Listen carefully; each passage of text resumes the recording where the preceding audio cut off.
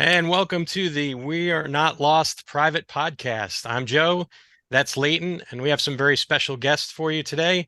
We have Matt Mabe and Jim Blakely. Matt is a historian of the 101st Bomb Group and is part of the board of directors of the 101st Bomb Group. 100th Bomb Group Foundation. And Jim Blakely is the son of Everett Blakely, who is a pilot, squadron commander, and training officer in the 100th Bomb Group during World War II. We originally scheduled to do a show on Anzio.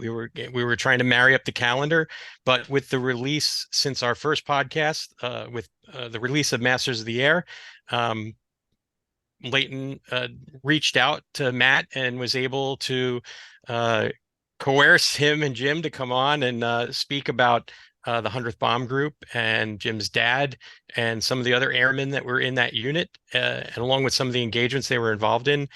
And with that, Leighton, any opening comments before we kick it No. off? Matt came to me very highly recommended by someone because of his involvement with um, Masters of the Air. And he's been nothing short of spectacular. And certainly when I've heard him speak before, from certainly what I've seen online in terms of his posts around the 100th Bomb Group. And correct me if I'm wrong, Matt, do you do some of the foundation posts on social media as well, which is still spectacular? Behind the And scenes on our behind the social. scenes, and he's built an incredible website, and I've been, you know, uh, yeah, I suppose interrogating that all Devouring. week, devouring it, absolutely devouring, and some, looking at, the people involved in the 100th, etc. It's been fascinating, and like I said, he's came to us very highly recommended, and he's been nothing short of fantastic and speaking to, yeah, and listening and watching. So yeah. Yeah. And so welcome, gentlemen, both of you. It's great to have you and a treat for both of us, and I'm sure for our viewers and listeners. But we wanted to kick it off, and we had circulated some questions and stuff that we were going to talk about. And I think the first one we would probably like to establish, Matt, like how did you get involved with the 100th Bomb Group as a historian? I mean, how did you settle on them? What was your research like? Did you interact with the veterans early on? How did you become that guy, the guy that's now on the board of directors for the foundation? Like, I'd say I've always been interested in World War II history, especially aviation, but I guess less from like a mechanic standpoint, but more into the people. I think the people aspect is always what's fascinated me. Everybody has a story, everyone contributed something. But I was fortunate in my hometown in North Carolina. There's a veteran from the 100th that I knew for many, many, many years, like almost a grandfather figure to me. A gentleman named Al Akra who served in the 351st Squadron of the 100th. And Al was so encouraging of saying, we need more folks involved, especially young folks, to help further this history. And Al invited me to a reunion many, many years ago, and it was a magical experience. I think we've all been to certain things in our life where we feel like maybe I'm an outsider here just a guest, but the 100th was just incredibly welcoming, everybody from the veterans to the families. I'd be remiss if I didn't mention the volunteers that were there at that time. Mike Faley, who's been a longtime group historian, just a phenomenal resource. Many of the other volunteers and people who were on the board back then, just encouraging of saying, we want to welcome you into this community. So I'm one of many who helps keep this history going, and happy to play a part in it. But it's been a special experience, and getting to know the veterans has been, the part I'll treasure forever. We still have some of our guys still with us. Many of my dear friends from the 100th have passed, but those memories are still fresh in my mind, and they've left a lifelong impact on me and encouraged me along the way to stay involved. yeah, it's interesting. Leighton and I had talked about in both off pod and on pod about how those intimate stories of the men and women who participated in this conflict are what really keeps people engaged. Um, we're way past the stories about the generals and big arrows and stuff on a map, or it's more about that individual, like you said, that reminds you of your grandfather, or if for the older generation, their father, or or their great uncle or whatever. But those are the stories that endure, and those are the ones that capture our interest because we can relate to them more as somebody is that we may have known in our life. And I think for me with the Veterans of Easy Company, that was what it was like. And obviously you went along that same track and becoming friends with them and becoming parts of their lives. For Jim, a much different path, but a lot, I would say a little bit easier, obviously, because your father was a member of the 100th. And when in your lifetime did you become interested in his service?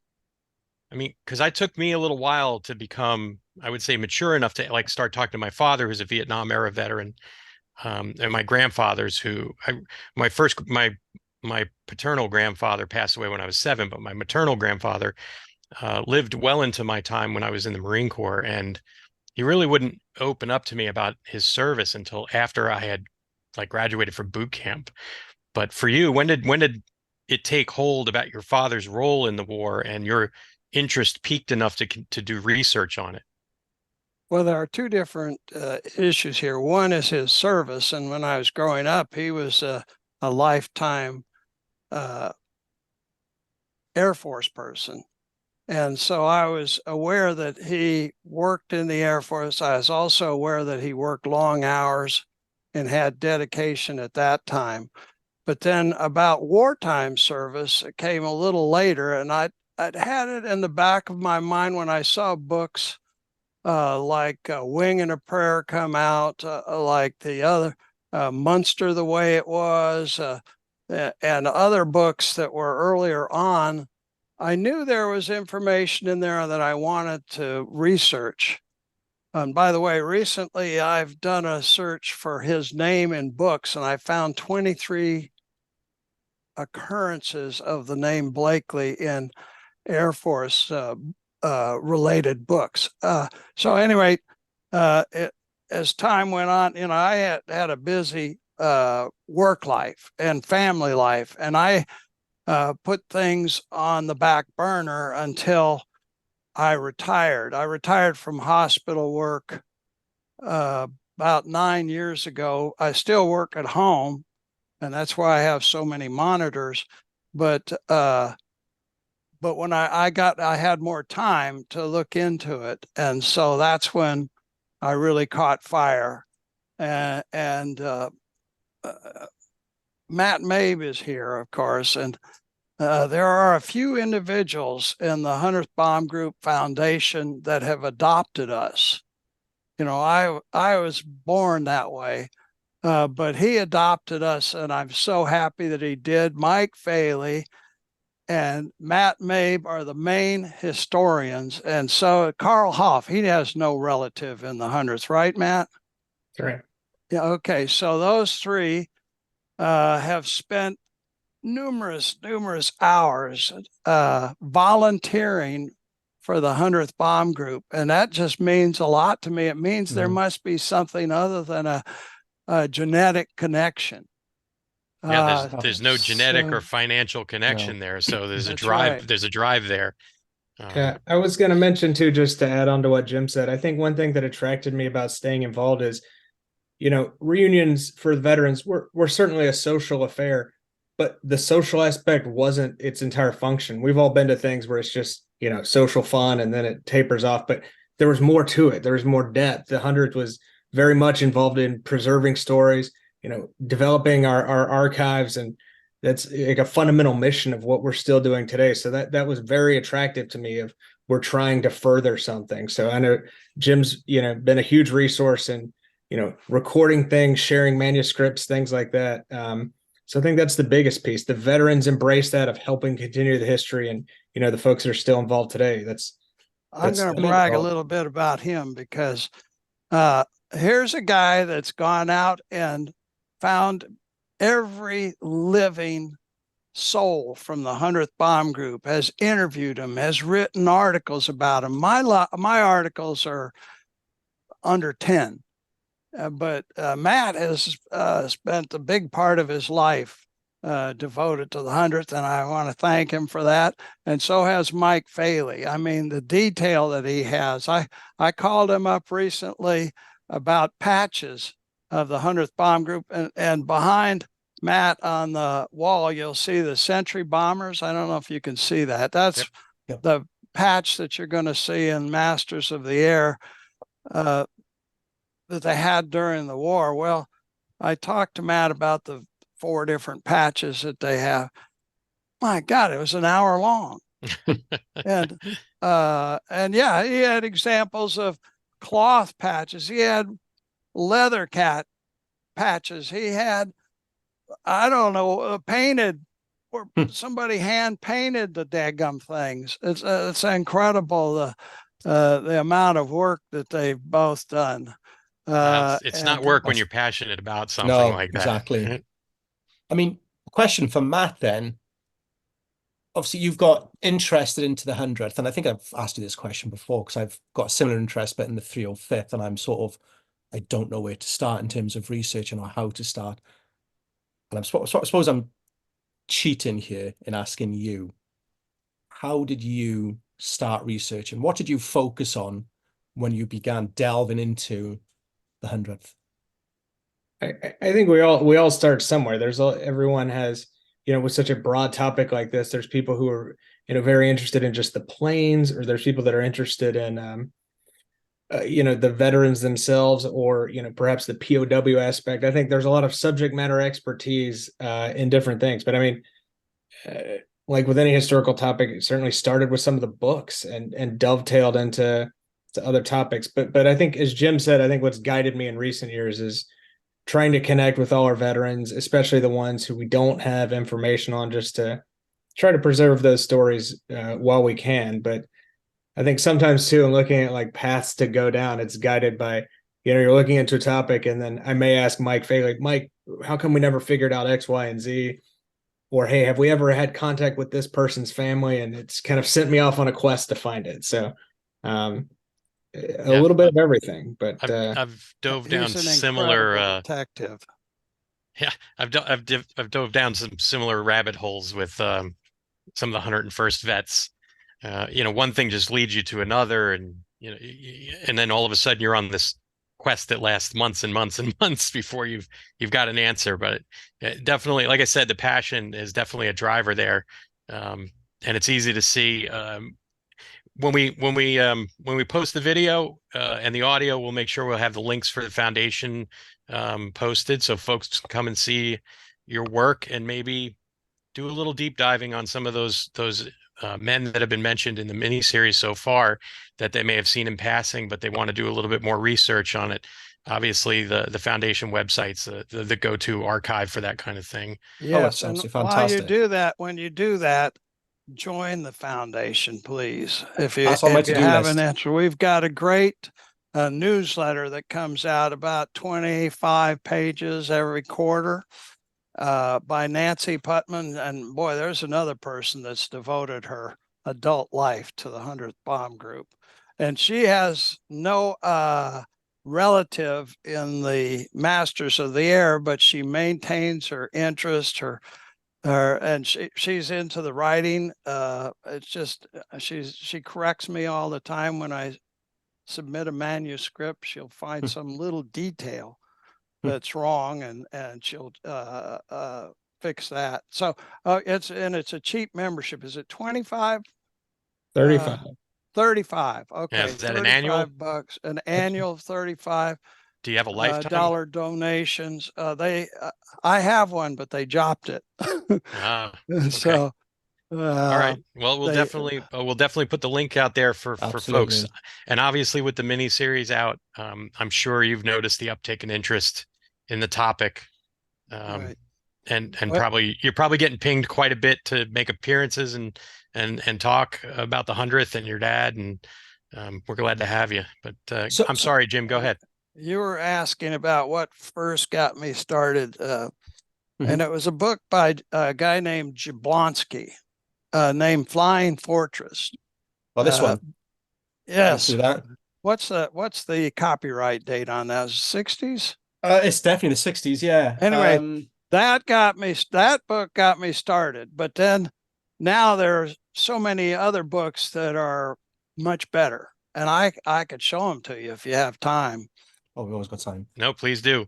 And again, Okay. we'll put the links for these all the books that are featured in post, as we say. They'll be at the bottom of the. Okay. Well, of course, the encyclopedia is Masters of the Air by Miller, Donald Miller, and it just has not every bit of information, but it's so encyclopedic. It's wonderful. There's 100-page bibliography, so it's incredibly well documented. And Mike Faley has a lot to do with this because he was helping Don when it happened. I don't think you're in it, Matt. You came later, or did you? I came a little later. What we can do, guys, a little later. We'll send you guys a list if anyone's interested in kind absolutely. Of okay, but the the best book is this one, Winging a Prayer. Oh yes, great read By Harry Brilliant. Crosby. And I'm prejudiced about this because Harry Crosby is my dad's navigator, was my dad's navigator. And I remember he came to a book signing here in Dallas. There was a reunion in Fort Worth, and he signed a copy for me. And you know what he said? And I brought my son. He was about 12 years old. And he said to my son, you know, your dad saved my life. I mean, how good is that? So, and I think the TV series is based more on this than anything else because there's little things that you won't find in other books. So, so with the exception of the POW stuff, because there is some POW stuff, but Harry was not a POW at the time, so I really love that book. I mean, you talk about references there in Winging a Prayer. Yeah, I think Harry Crosby being one of the main characters. But the third book that I have is Luck of the Draw by Frank Murphy, who was a navigator on Crookshank's crew. And this is kind of encyclopedic too. It's really excellent. And his granddaughter, Chloe Mealis, is involved with this book a lot. And then, of course, there's this one is kind of a tearjerker. Look, at times it's a tearjerker. Luckadu's biography by Kevin Maurer, and there's some really heartwarming stories in that. And he's coming over to my house to watch the episode on Friday. Brilliant. There you go. And he's 101. He's almost 102. And then if you want something really fun to read, is Sam and the 100th Bomb Group by Sam Hurry. It's really got incredible stories. And the last one I'll show you is this book, Memories and Stories of the 100th Bomb Group. And it's written by a non-flyer, a civilian that was in Buck Cleven's squadron. And he confirms some things about Buck Cleven that you might have guessed at. And then he talks about other leaders that weren't as good as Buck. And it's kind of fun. It's real hard to find, but he confirms that Buck Cleven was really a upfront, great guy. So, and you only can tell that if you see that he might criticize somebody else. You see what I'm saying? You know, he's more objective than somebody who writes a book and everybody's nice in it. So, all right, I'm done. Go ahead, Leighton. I was going to say, you get that in Lucky's book, which I mentioned on the last episode that Matt sent one across to me, signed by Lucky, which is a fantastic read. And I'm a bit of a slow reader, but I'm getting through it and I'm really enjoying it. And you find that with Lucky's crew, certainly because he was a replacement co-pilot and they didn't take to him. No, he was not a replacement. Oh no, he was he was on an original crew. He replaced the co-pilots as a group before they went to Europe. Usually they use the term replacement for somebody who comes after things start in the war. No, Lucky was not replacement. Yeah, that's what I meant. Like, that's what I meant. Sorry. And obviously they weren't too kind to him because obviously he was new to their crew, I think, while they were over in the States. There's a little reference in episode 2 because Lieutenant Di is in it. Now, Matt, you might be able to answer this. Was that pulled out of Lucky's book when John Egan goes up to a young lady and drops a little something about Lieutenant Di having a venereal disease? I think there's certainly things throughout the series that are, drawn from some of these experiences. Just because it's hard to factor some of these things in verbatim. But there's that story or another story. There's stories that as John Orloff was putting together this fantastic script, wanted to find a way to include, whether you have to have someone else tell the story or whatnot. Kind of the same as what happened in Mabe Brothers. Okay, well there's also the scene where Di and the base commander, who was the first base commander? Not Alkery, after Alkery. Hugland. They're flying on that first mission. And was the guy that that was talking to the girl, was that supposed to be Di? Yeah, when he mentions him having the clap.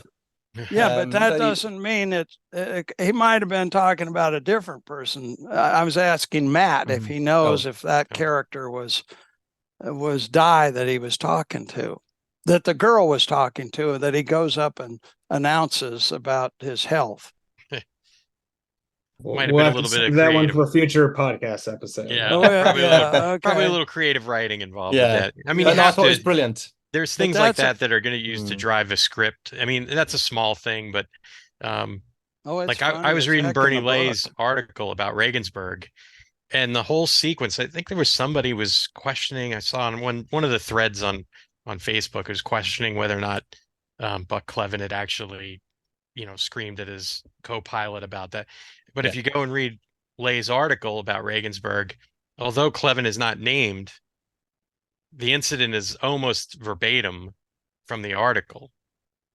So I was listening to a podcast with Donald Miller and Kirk Sadusky, and they spoke about that. And Bernie Lay was in an observation aircraft. So he was observing, but he was in another aircraft, and he could see it happening. And Donald Miller said there was 2 radio channels on a B-17, and obviously, you're gonna have internal and internal squadron, external squadron.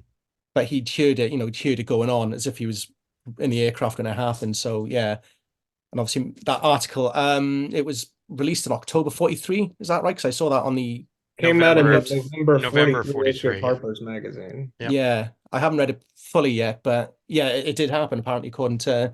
But then I think but all his information comes from Harry Crosby. He got Harry Crosby's log and based his article off of that. Yeah. So, Jim, I've got a question for you.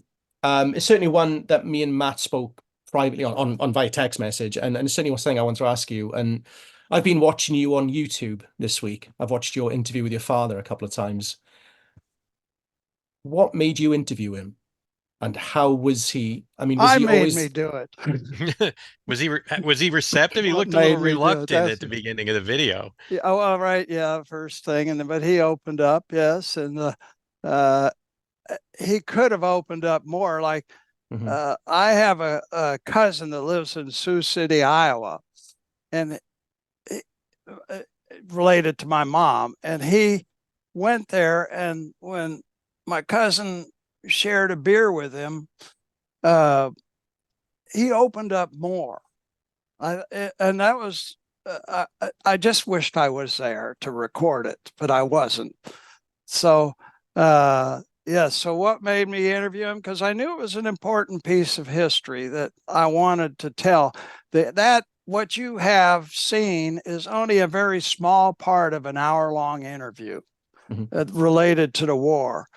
And his personality really comes out if you watch it. And David Shields, I sent him well, okay, so Mike Faley called me once and he says, do you have a recording of Everett's voice? And of course, I had this thing from 30 years ago. And I sent it to him, and David Shield has complimented me, saying that was his Bible about learning about the Everett's personality. And that comes out more in the non-war stuff than in the war stuff. Yeah. But yeah, he was a hard-working guy, let me tell you. Yeah, you're completely right, and that's, I think, something I noticed. He was quite upbeat, doing the interview, talking about what he got up to in his downtime. And then obviously towards the end of the interview, I think it's a 15-minute clip, isn't it? He sort of closes up a little bit when they're talking about, is it Munster or Bremen? He closes up and doesn't want to talk any further, which I thought was quite poignant, and understand that. Me and Joe have spoken about this a million times. Certainly on the last podcast, I was in the RAF, I served in Afghanistan, in Nadi Ali, but I didn't see any action. There's no trigger time. Yes, there was always worry. Joe as well, but I understand that because I became a police officer afterwards, and certainly there's some things I dealt with, I'll talk to people about, but there's certain things I wouldn't tell them because it sort of opens up a can of worms. Same for boat, me. and there's certain things you're just not going to talk about. I did 21 years in the Marines, and Iraq twice, Afghanistan once. It's just some things, like my wife will always ask me, "You doing okay? You want to talk about?" Nope, no, I don't think so. I think we can move on. Yeah. Well, when you get to be 70, you're going to talk about it. I'm sure. I'm 53 now, and I have been opening up more. Let's put it that way. I will say this though, and reading a lot of Harry's comments about your father, to me, something that stood out as a guy who spent a lot of time, most of his adult life in the military, was your dad was a trainer, a hard trainer. He trained his crew, and to me that stood out because you're developing muscle memory, and you're developing what you'll do under duress, and the more you train them, your crew, or in his case his crew, that when the time came and the stressors at their highest, the stressors and the stress as at its highest, your body will guide you a lot of times when you're in a little bit of sensory overload. And that's what I could envision what your father was driving into his crew. I think Harry said he used to take them up on off days when they were not flying missions, and run them through crew drills quite a bit. As a lead crew. Now, I've wondered what it is they would have to practice as a lead crew specifically. But yes, they were a lead crew, so that means that they're in the front of the formation, and when they turn a little bit to the right or to the left, everybody behind follows. And when they go up, everybody follows. When they drop their bombs, all the other planes were supposed to drop their bombs. So he was a lead crew, and they practiced more, and they didn't go on quite as many missions as Lucky initially went on. His pilot Dye wanted to get out quickly, so he volunteered for every mission, but Everett was told what missions he was going to fly on. In fact, I'm not certain I found any missions where he wasn't a lead crew, where he didn't have a command pilot. Yeah, so the 100th gets over there in what, Matt, I'll lean on you, June of 43. That's right. And about 2 weeks later, they fly is it the Trondheim mission 2 weeks later or so? Bremen is the first mission, closer to the end of June. Okay.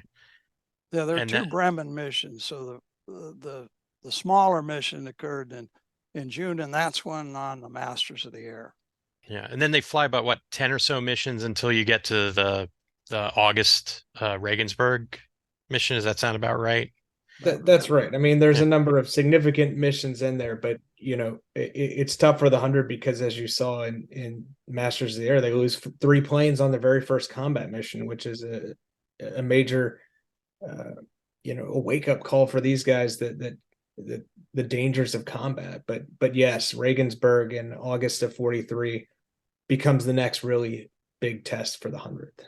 Right, and then looking at it from a strategic point of view, for listeners to understand why this campaign kicks off is that the senior Air Force's leaders, along with the Bomber Command folks, decide that the destruction of the Luftwaffe is the needs to happen, right? All in advance of what's going to be the That eventual. happened a little later.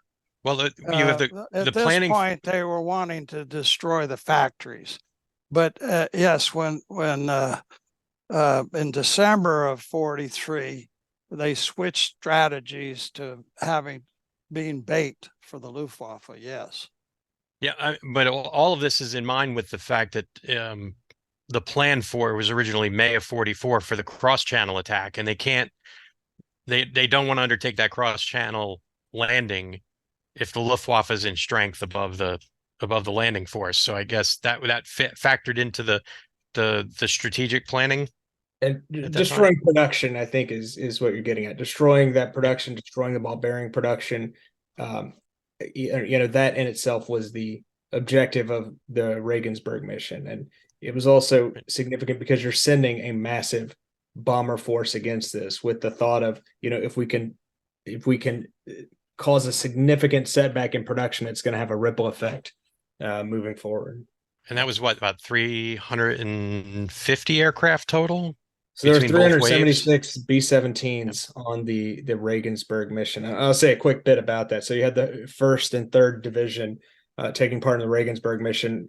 It was complex in itself because, you have a sequenced bomber force going separate. The intention was to be separated by 30 minutes to try to split the Luftwaffe to diminish the odds of causing, mass damage against one group. But, much like a lot of things in history, when you have a very complex plan, it's subject to failures and delays and other audibles, and that's exactly what happened. You had the weather set in, which is a daily occurrence practically in England at that time, and instead of taking off in short succession, you had the 3rd Air Division, of which the 100th was a part, press on towards Regensburg. Several hours later, you have the 1st Division heading towards Schweinfurt. And unfortunately, because it wasn't sequenced in the way it was intended to be, both groups, had the full force of the Luftwaffe attacking them, and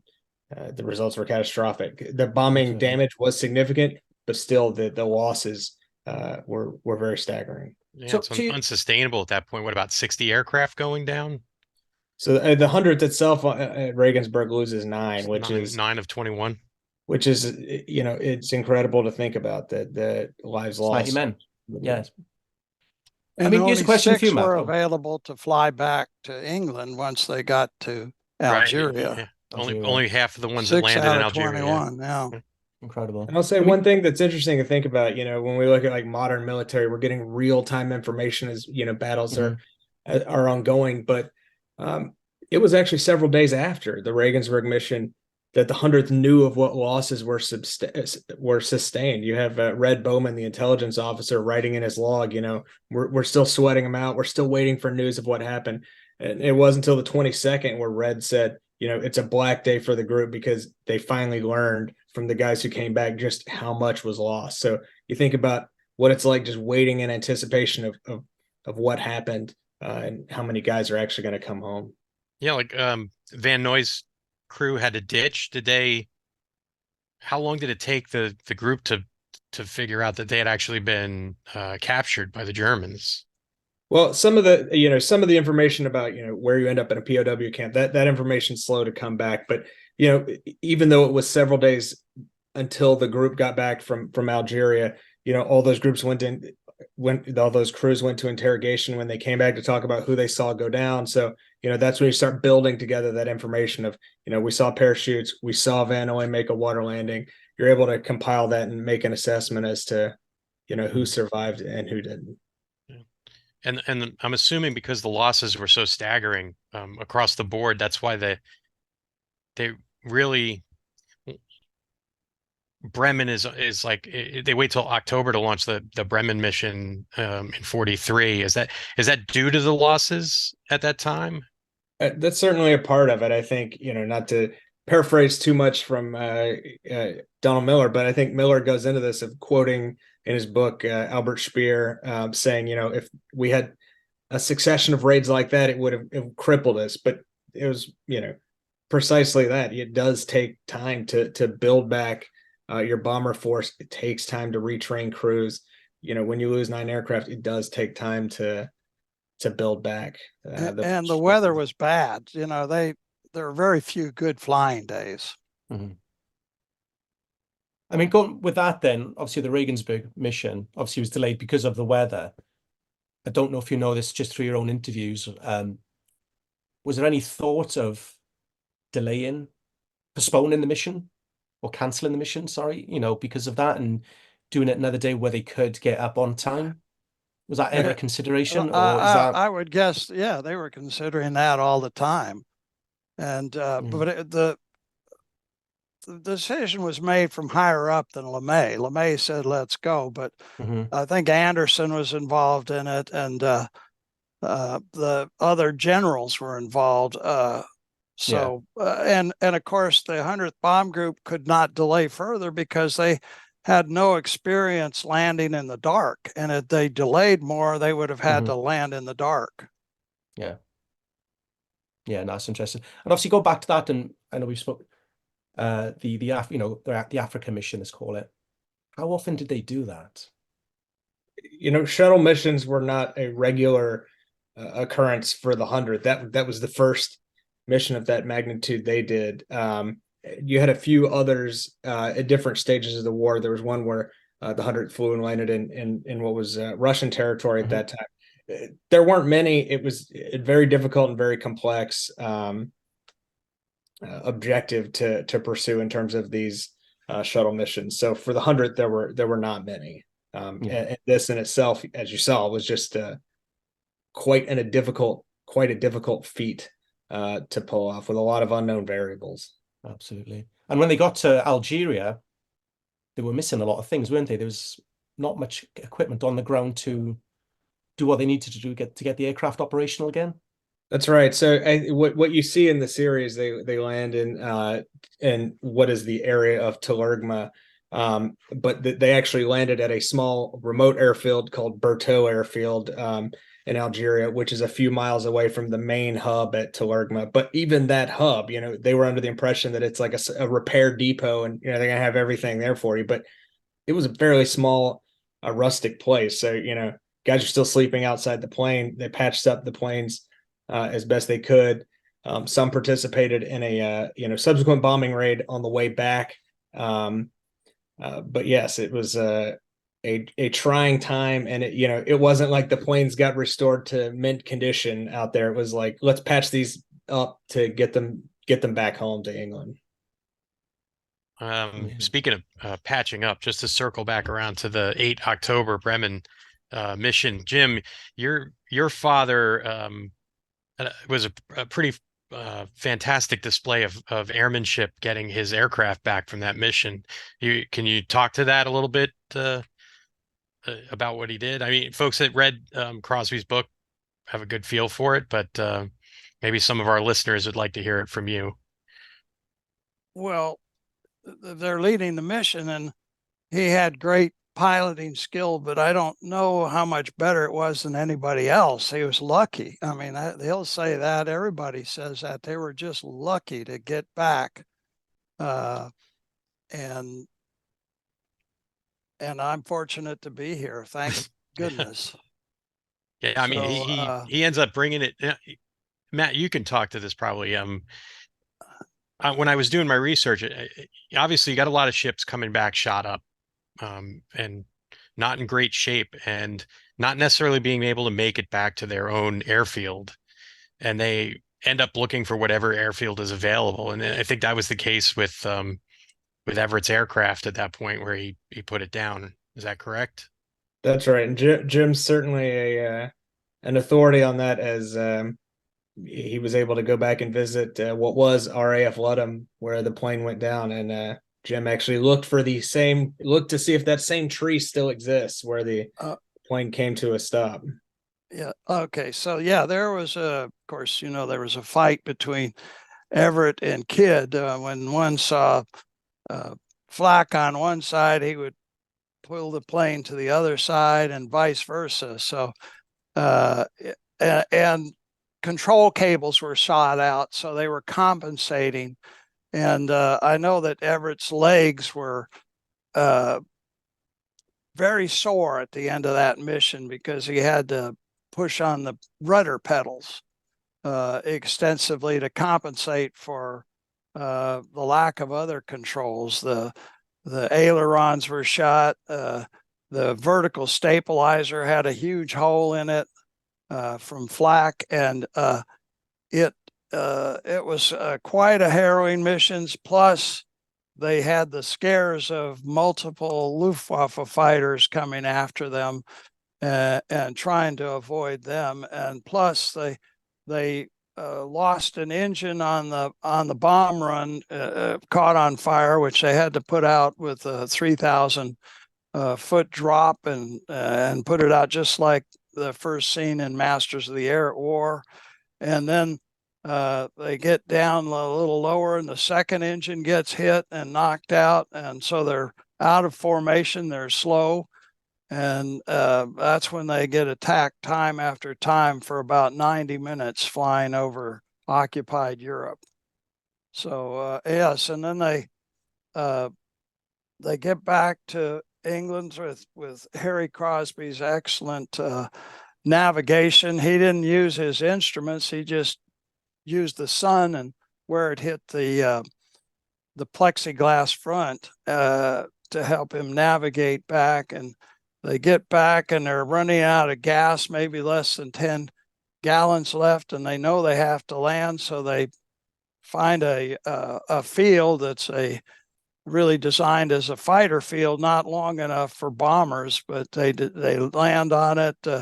More control cables snap, brakes don't work. They have no control of the plane, and they hit that big tree, which we went to look for at Ludham, and crashed into it. It came maybe that far from my dad. So I'm lucky to be here. And you've seen photographs of the front of that aircraft. Yeah, yes. I think I spotted on the Foundation website over 800, around 800 holes in the aircraft. They the salvage crew came and counted 800 holes. Now, there's actually more because they couldn't count the holes on the bottom side of the plane. So, so that, it became famous for that reason, and that's why he's in 24 books, in my opinion. Wow. So yeah, it was kind of interesting when they ran late. Okay, so they're out of formation, attacked by all the Luftwaffe fighters. They're late getting back to the barracks, and it was the policy of the Air Force at that time to remove all their effects. So they took their foot lockers, they took Harry Crosby's record player, his foot locker, and they removed it from the barracks. So they get back and they have nothing to change into. They have to stay in their clothes, and it must have been an eerie feeling to go through such a harrowing event and come back and none of your stuff is there, no photographs, and it was an interesting phenomenon. Yeah, I said it before. I know you're very humble on behalf of your father. Just some exceptional airmanship there on his part, and obviously somebody else felt that way about his skills overall, because I think over the course of the war, a number of air medals, a Silver Star, Distinguished Flying Cross. Yes, he was well decorated. Yeah, and well deserved, I'd say. Thank you. And so now I want to dovetail a little bit into Masters of the Air. I want to ask Matt, like, how did you become involved in the project? Did they approach you, or how did that happen? I would answer that by saying it's certainly been a team effort. The foundation's been involved very early on in the process. We've mentioned Mike Faley's name many times before, and can't say enough about his extensive efforts from the beginning. So it's certainly been a team effort to help fact find. And I'll say one thing that's unique here is that when you had Band of Brothers, you know, there have been multiple references to the fact that they could go back and consult the veterans in this process and even in real time as they're filming these things for some fact checking, and that had a big influence. But you know, in this process, it's certainly very different in the sense that, you know, the guys that are featured are not still with us. So they're not just going back and reviewing the records, but coming back to us as, you know, hey, do you guys have a formation chart for this? Or, hey, you know, what religion was this guy, or something like that. So we've answered a lot of questions throughout that process. And, you know, some are feasible to include, maybe some aren't in terms of the timing of the series and how much time they have to work with. But, you know, you've seen John Orloff is a stickler for detail and is a huge wealth of knowledge when it comes to World War II history. So I think he's done a great job of, you know, synthesizing all of these phenomenal resources on the 100th and on the 8th Air Force to put together this script, and it's resulted in what you see on the screen. Yeah. Impressions overall. I mean, obviously Matt has given his. Jim, your impressions of the series so far. You've already spoken glowingly about David's performance so far, but your overall impressions. Well, his attitude too is just unbelievable, and if you get him, you'll like what he has to say. But so at the premiere, which I was fortunate enough to get to go to, I was bowled over, and Gary Getzman is a producer. He's Tom Hanks' chief guy, I think. And he pulled me over at the end of it. He said, well, what do you think? I said, well, Gary, you know, for the past 15 years, I wished I'd have had Aladdin's lamp. Aladdin's lamp was one where you rub it and you get a wish. And my wish was to go back to 1943 to see my dad if I'd had one of those lamps.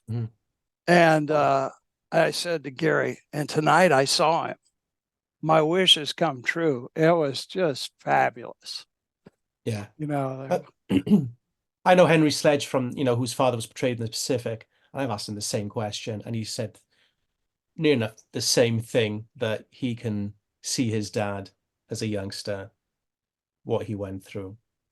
And like your interview, he's able to go on YouTube and see his dad again, you know, because of who he is. It's the Pacific was very important to me because it gave me a respect for the Marines I might not have otherwise had. I mean, those guys went through hell. And I know it wasn't as successful as Band of Brothers, but boy, it really caught my attention and my appreciation for the Marines. And I think that's what's, you know, special about this series is, you know, we've been keen to say, and it's the truth, you know, while the 100th is the focus of this represents the collective efforts of all the bomber groups, of all the fighter groups, all the guys on the ground.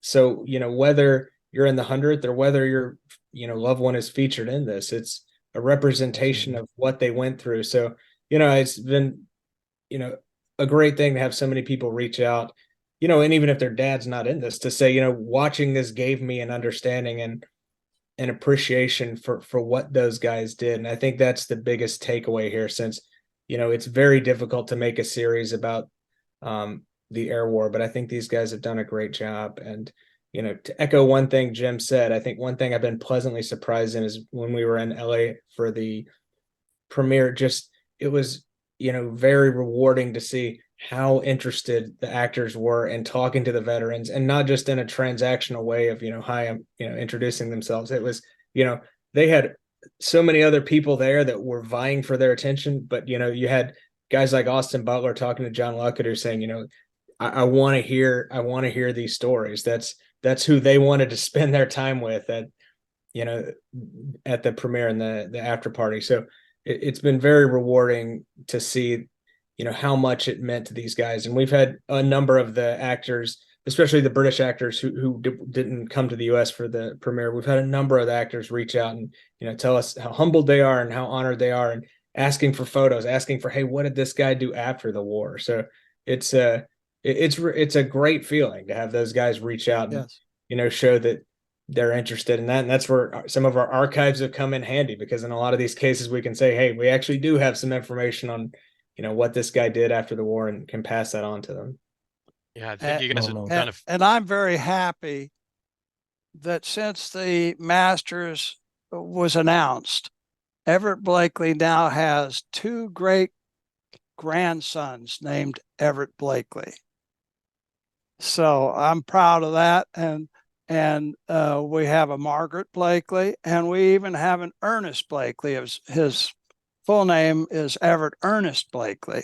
So so that says something for interest beyond me. well, his name is living on. Yes. But gents, I want to say thank you so much for coming on and sharing your thoughts, um, your hard work over this long period of time, especially you, Matt, trying to make sure that this history lives on. Like we talked about, I'm sure you're going to see a continued uptick in interest in the 100th and the mighty eighth in general. And Jim, thank you so much for coming on and telling stories about your father. You really bring him to life. I think that, in addition to watching Masters, gives everybody a nice feel for at least what we think he was like, especially based on Harry's writing and your videos that you have on YouTube and the articles that are out there about him, and then David's performance. So again, thank you so much for coming on. It's been a privilege. Thank you, Oh, guys. And thank also, you. just kind of a closing thought, for anybody watching this that's a relative of a guy in the 100th, or relative of an 8th Air Force veteran or World War II veteran. Everybody has a story.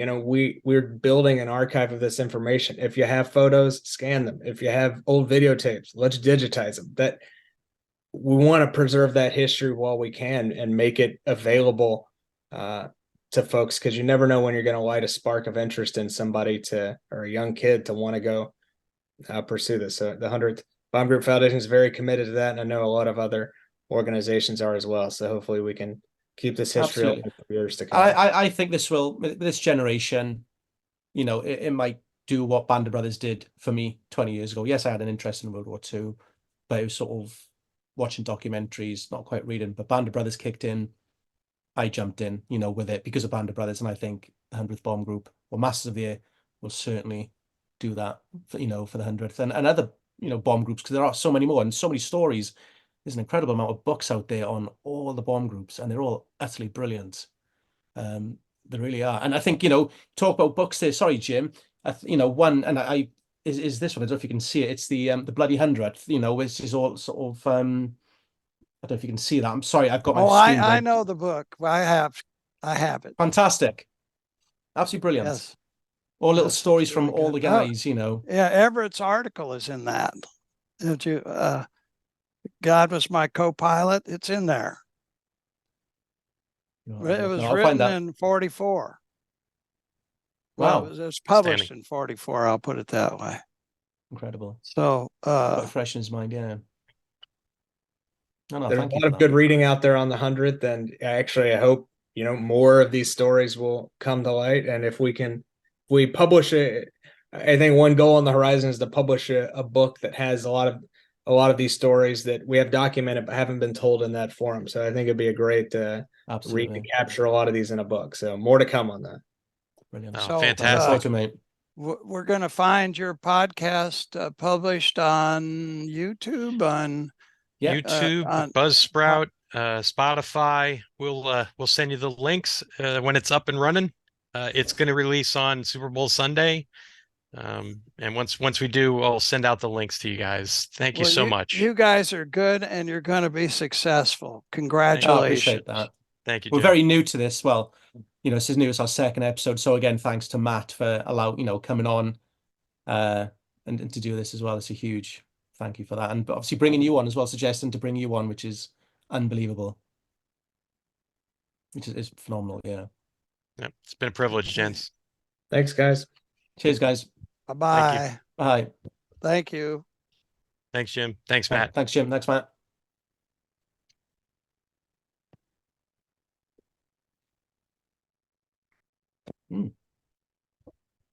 Interesting.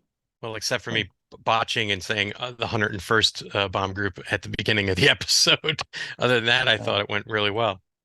Yeah, it's good. It's good. Matt's a good guy and came highly recommended to myself from someone, and reached out to him. This is go back last year, and my God, yeah, he's just, obviously when you're friends with him on Facebook and follow him on Instagram, you see the posts that he puts up, and it's like the posts you put up on, Easy Company and 101st is so informative. There's so much detail in there that you Oh, can't, going on the foundation site, I could spend hours on that thing. It's just it's such a wealth of information. It's so well organized. I've been spending a lot of time looking at Biddick. Just because he's a character I latched onto, even though he's from Wisconsin. Barry went with the New York accent. I think probably would have been a little bit more distinctive than, say, a Midwest accent, but I just thought he was an interesting character. I liked that he was a little bit of a fire plug there in terms of wanting to get into it a lot. Absolutely, and I think they've really benefited, and this is certainly a conversation I had yesterday on a call. I think they've certainly benefited from his profile as well right now. Yeah, him and Austin Butler.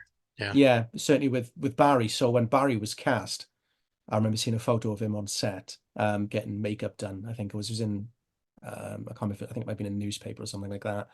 And I remember thinking to myself, oh, that's the guy from 71, which is about the troubles in Northern Ireland, with the British Army, which, funny enough, had Matthew McCann, who played Harvey Bergen in the Pacific. That's right. Yeah, he's an Irish actor as well, and obviously he was the young boy in Dunkirk. Dunkirk. That's where I remember him from originally, was Dunkirk. Yeah, where he wanted to be in the newspaper. And besides Banshees, where was the other something? There was a Marvel film. That's right, the Eternals. That's where I remember him from. I didn't watch that, and I've been told to avoid it, but certainly at the time, it's not very good. He's probably one of the better performances in it, though. Yeah, but they kind of cut him out of it a little bit. His character arc. He basically walks away from the group, and then they go back and get him later on. So he's kind of cut out for a little bit. But he has a crisis in confidence, like midway through the movie, his character, and he kind of separates himself from the group. Interesting arc. I mean, he's a very talented actor, and I know that. Yeah. Well, the hype around Saltburn is certainly, Yeah, I haven't watched Saltburn. I've heard good things about it. I don't know if I will watch it. It's not really my type of film. It's not my type of film. Yeah, it's especially I heard about some of the stuff in it, like him with the gravesite later at the end. Yeah, you'll see more of him than you probably want to see as well. A little spicy there. Yeah. But I think they've certainly benefited from that, obviously, because I think with his profile right now, it's certainly pulled in a lot of fans. Probably, like I said, the same with Austin Butler as well. So yeah, no, it's good. He's good, and I knew it was coming, and I suppose in one sense, I forgot how early that happens. But yeah, when I saw him, I thought, wow, he's in Masters of the Air. At the time, it wasn't Barry, that he is now. It was, it's the kid from Dunkirk. I thought we were going to get a couple more episodes with it, and then I saw it. Then I thought about it, and I said, wait a second. If I remember my dates correctly, this is not going to end well. Actually, they did worse. They did much better with. So I don't know if you read about him, escape kit getting shot down. That was the aircraft he was piloting at the time. There was a fire on the flight deck. It wasn't his co-pilot gets shot and then he augers in. But I like what they did there because it drove home. To me, it looked like he was friggin' 12 years old when he was going. I mean, you have this kid who's profiling this tough exterior all the way through it, and then just at that moment when they clip the trees and it arcs up for a second, and you see him turn into this look like a 12-year-old kid. Yeah, and he's got that boyish face as well to pull that off. Yeah, and he's like 30. He's like 30 or 32 or something, and he looks like he's 15 years old. Yeah, and I think it sort of hits home how young these guys were. You got 18-year-old. I didn't get to ask him, but Everett was 24 years old during this, by the way. He was 24 years old. An old boy. And that's I considered remember, old. I remember being 24 and being a non-commissioned officer and commanding Marines, but Mhm. I can't imagine being a 24-year-old piloting a fort with 9 other men who are you're in Well, charge of. Like, not just that, obviously, he was a lead aircraft on the Bremen mission. So, you've got how many aircraft behind him with how many people as well, yeah. which are all following his lead. So probably a little bit more than that, than just 10. And I think I read somewhere, I was reading today, that, these guys wanted to be pilots. They didn't sign up to be, a No, commander. I didn't get They to wanted to- ask Jim about Everett started out in fighter aircraft. I didn't get him to add, him being 24 years old. There were a few things that I wanted to talk about. Hmm. And the more I looked at Jim's email with Matt, he wasn't nervous about coming on. He was nervous about how much information, what we knew. I know. I think he was worried we didn't know the topic enough to talk at least semi-intelligently about it. At least that's when I read between the lines. That's what Hmm. I thought I saw. Are we recording still? Oh yeah, we're still recording, yeah. Well, you're chopping this, right? You're chopping after they Oh, exit, right? oh, I was going to keep it going because I thought we were doing a post, afterwards. Well, we've been But going for an hour. I think what we okay, could do yeah, is, I think you can stop because I think we're off, okay. as I like to I'll say, cut that we're on. off deck a little bit right now with Okay. some of the I'll just sit comments. down.